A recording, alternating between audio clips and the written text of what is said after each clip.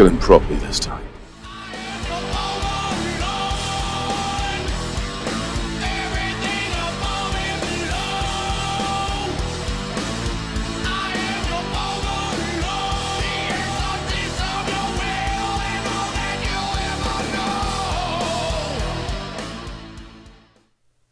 Hey guys, Civil Lord here, back again with another review, and today we'll be taking a look at the Hasbro Marvel Legends Infinity Saga Armored Fat Thor from Avengers Endgame. Now, today's edition of Unpopular Opinions is going to go as follows. I did not care for Endgame at all. I fell asleep during it. I thought it was boring. Okay, sorry, not sorry, but the way they do time travel in that movie, I thought was dumb. And I thought Infinity War was the better of the two movies. Anyone who says otherwise is officially WRONG, in my opinion. Because Infinity War was just like gangbusters all. Endgame was boring. If I fall asleep during a Marvel movie, there's something wrong with it, okay? So, getting that out of the way. And as far as Fat Thor goes, it was funny, but this isn't my figure, first of all. So let's get that right out of the way. This is Mr. Brian's, a.k.a. my dad's figure. He loaned it to me to review because the stores suck up here and have jack diddly squat. Still not a single Spawn thing at my local Target. So yeah, next time when you're thinking about doing a month-long exclusive promotion for a figure line, maybe don't do that because, well, most people couldn't find them at Target, period. So there you go. On top of the shipping delays, which, getting into that for just a minute, I'm going to be honest with you, yeah, there are shipping delays. Are you going to fix the problem or just tell me what the problem is all the time? You know, it's that simple. I'm the type of guy who likes to get stuff done, fix problems when I can. I like to, you know, do my part, get stuff done, fix problems. All I see here is people just saying, oh, there's a problem. That's it. They're just saying what the problem is or making up excuses. Sorry, but that doesn't work with me. So yeah, fix the problem. Instead of just telling me what it is all the time. It's ridiculous. Oh, there's a toy shortage for Christmas time. Oh, no crap. There's a toy shortage now. Who cares about 2 months from now, you know? But getting into this review, after that little rant, because I gotta tell you, I'm bored out of my mind because I don't have a week's worth of stuff to film. And it's how I pass the time other than doing other stuff, you know. I don't have a lot of other things to do because I've been stuck at home since this stupid madness crap started, and it's getting old, man. Almost freaking 2 years since I've been to work. 2 years! Let that sink in. But he comes with some alt hands, getting into the accessories, the open hands. These are the same open hands I think the Ragnarok Thor came with. I don't know about the Infinity War one, which I don't have any of those out for comparison. I'm getting this done quick so I can put it back where it belongs. And my dad doesn't kill me for messing up his figure because, well, I've got enough crap to think about other than that. And then he's got 2 lightning effects, which kind of suck. I'm not going to lie, they look cool. But as far as being able to attach themselves to the weapons, they suck. They're terrible. They just kind of fall off. I would rather just have alternate weapons with the stuff molded to them. Or just have the weapons with the stuff molded to them, because they are clear blue. It would have just made more sense to just have the lightning molded to the weapons. You know, just a new tool entirely. New tooling, excuse me. But he comes with Mjolnir, which is clear blue. Which that's kind of cool if you wanted to use that for your comic stuff, but the comic one does have the whole kind of, what is it, the riddle or the, what I like to call the essay of Asgard written on it. And you got the Stormbringer, which I don't care for this at all. The Stormbringer in the MCU.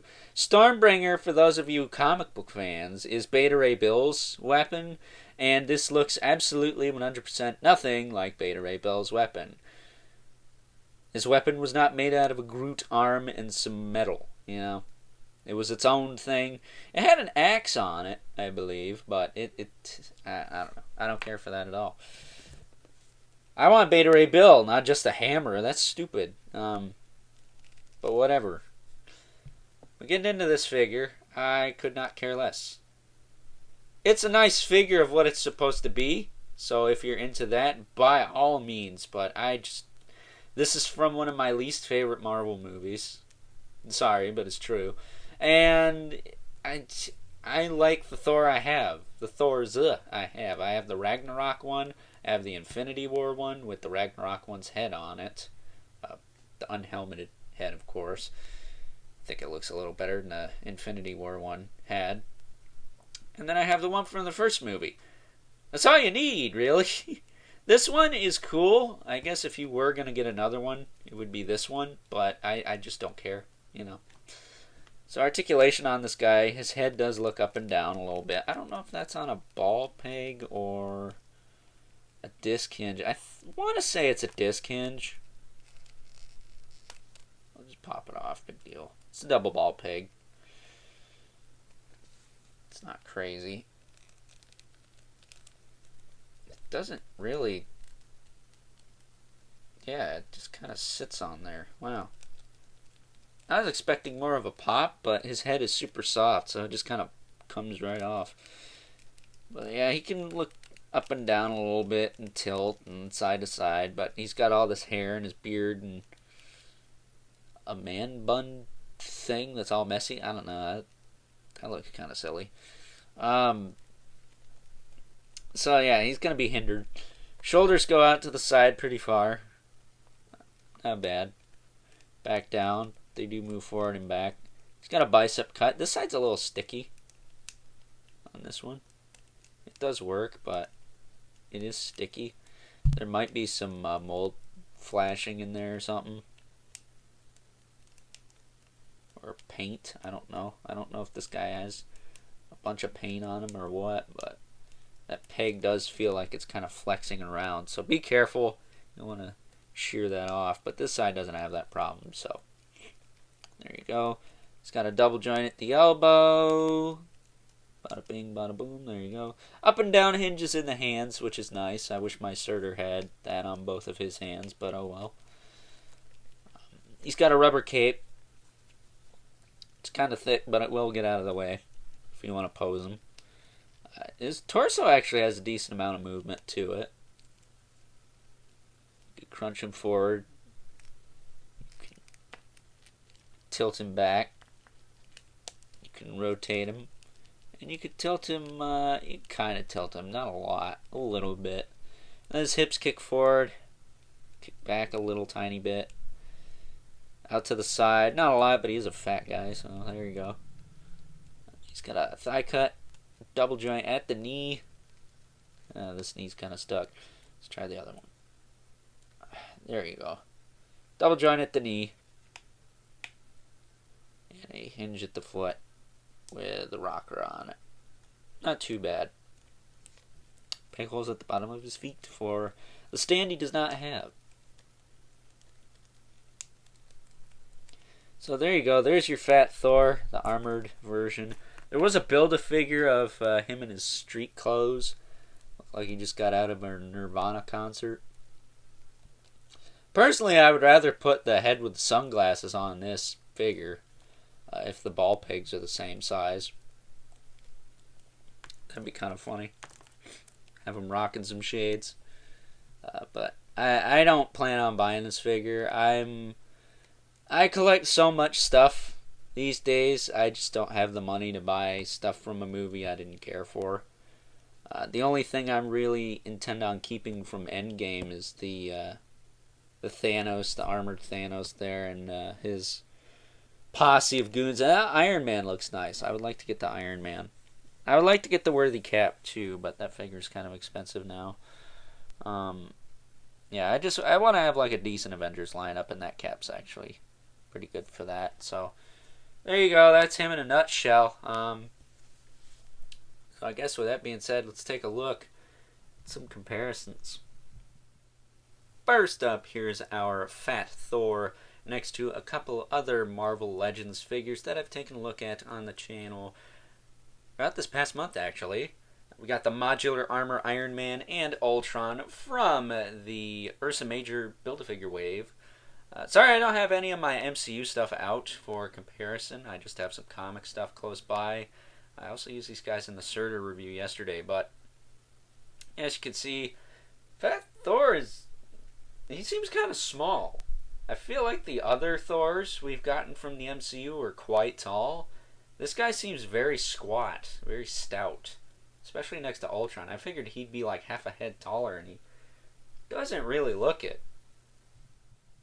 And last, but certainly not least, we have our two regulars, the Mythic Legion's Brother Mandibulus and the Mortal Kombat 11 Spawn, who I thought was roughly the same size as this Thor here, but well, I guess not.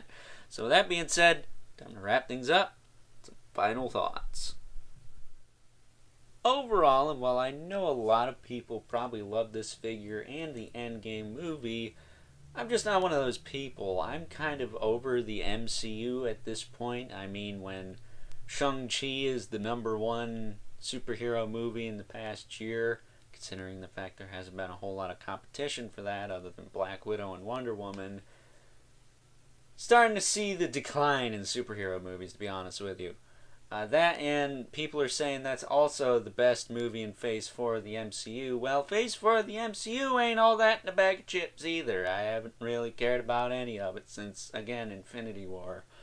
I guess Ant-Man and the Wasp was alright. Captain Marvel didn't care. I thought Endgame was boring. And then Spider-Man was okay. I like the Spider-Man movies. The new one looks really good.